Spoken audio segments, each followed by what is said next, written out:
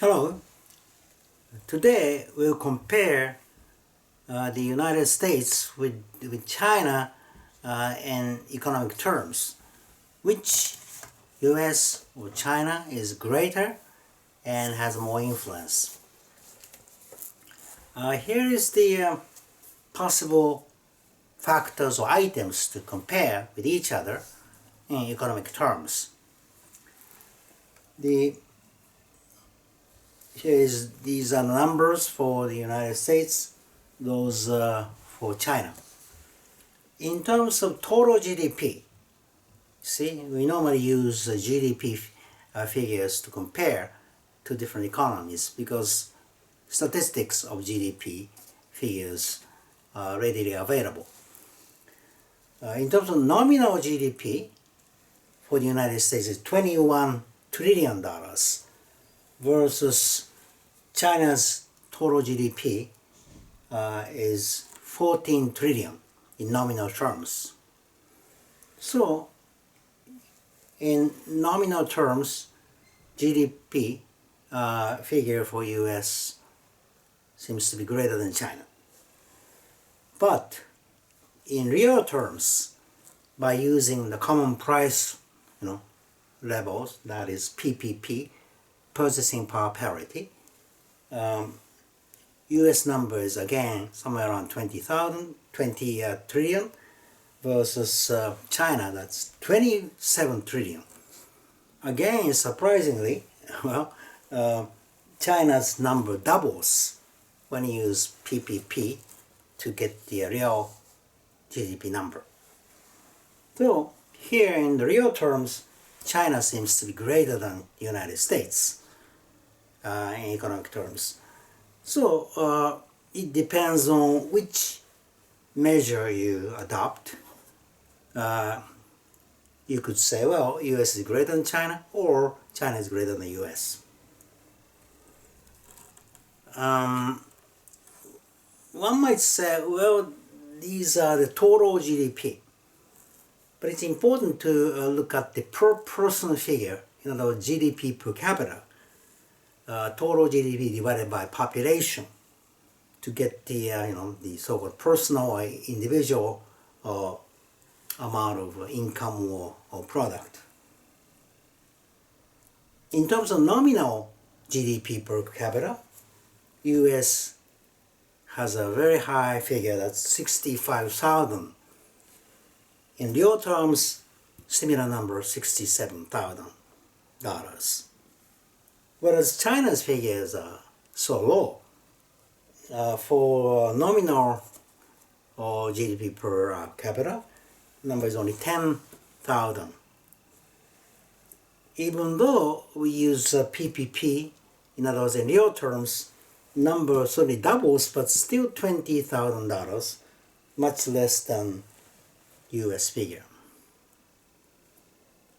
The reason is quite simple. China has much more population, 5 times more as the US population. So there are a lot of poor people. Who are those poor people in China? That's a question to be inquired in class. One might say, well, there may be some rich people and larger number of poor people. It's important to see the number of rich people who should be very influential or within the economy or over the global economy. So look at the number of billionaires in each country. In the United States, last year, 2019, and the estimated value of this year, that's about 600 rich people. That's 585 last year, 615 this year. As you know, the richest American is Jeff Bezos, the CEO of Amazon. Whereas in China, number is little less, and in fact, when we talk about the rich people in China, you really have to include the rich people in Hong Kong, because many Chinese even the mainland Chinese tend to do business and accumulate wealth in or through Hong Kong.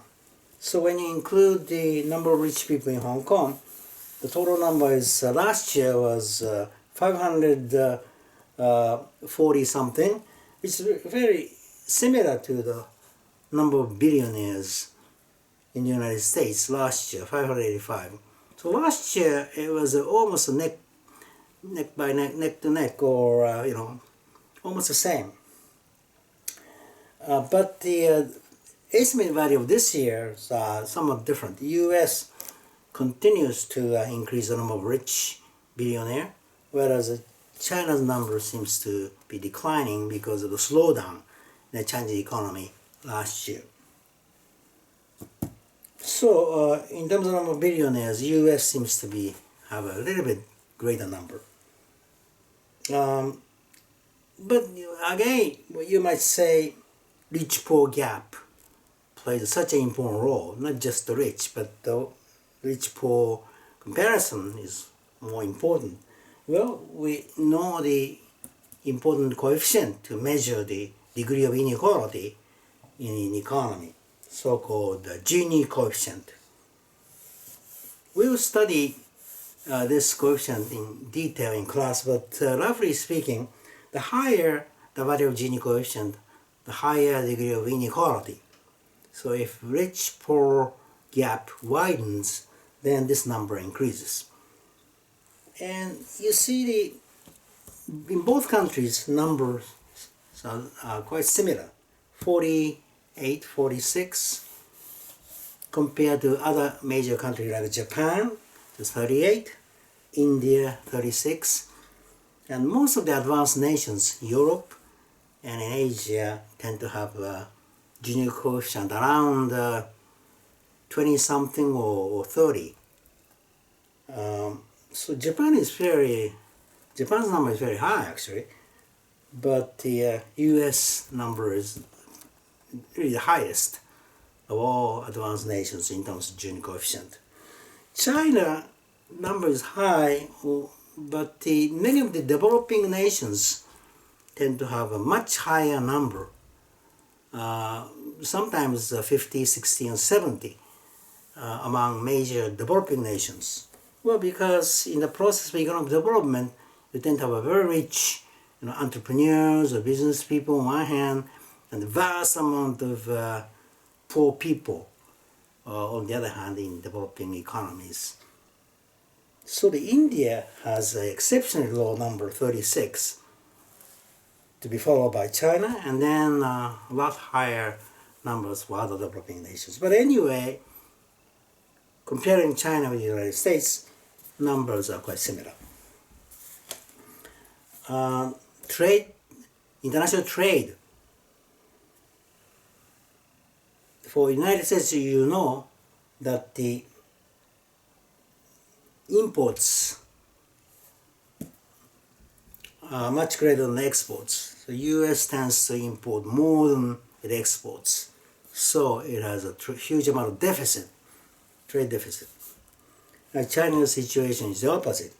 China tends to export more than it imports, so there's a tremendous trade surplus in China.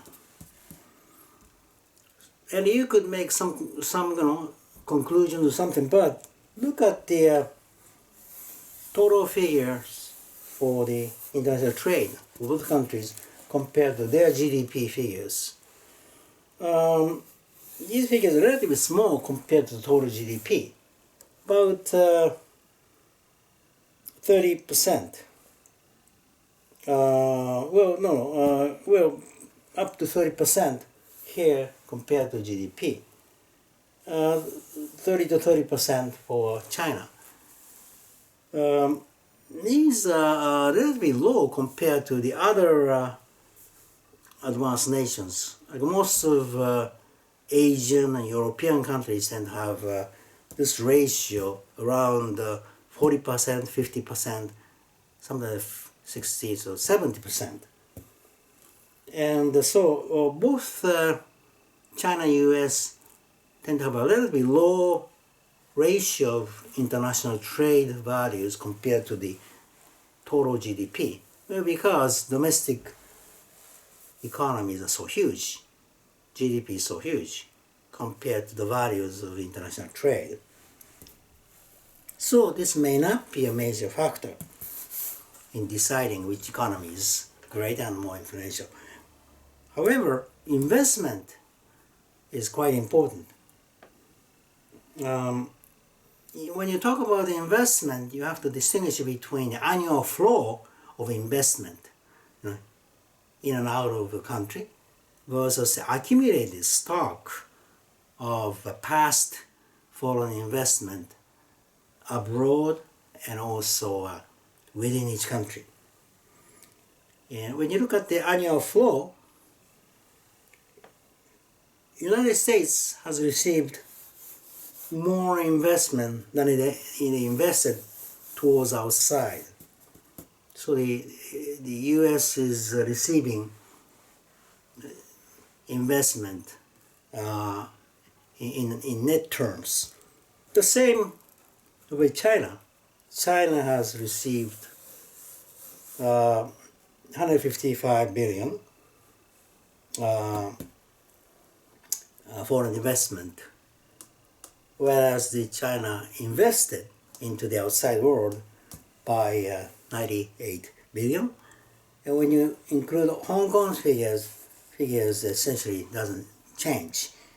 You see, Hong Kong received a little more than they invested outside.